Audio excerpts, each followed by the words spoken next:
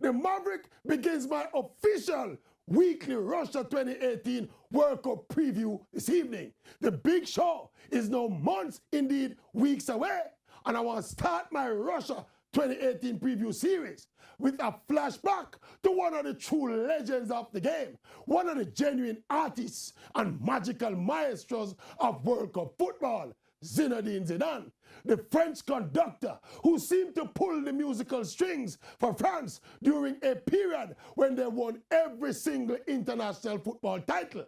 Here we see Zizou destroying and eliminating my beloved Brazil in the quarterfinals of the 2006 World Cup. It was one of those command performances when the man decided to show him is a world baller on the biggest stage against the biggest team. And make no bones about it, Zinedine Zidane is in my top 5 greatest players of all time. You know what I mean?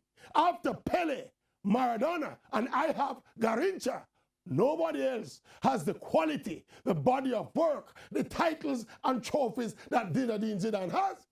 In terms of his technical skills, his vision, his passing, and his general football IQ, Zidane is a world legend and a World Cup legend.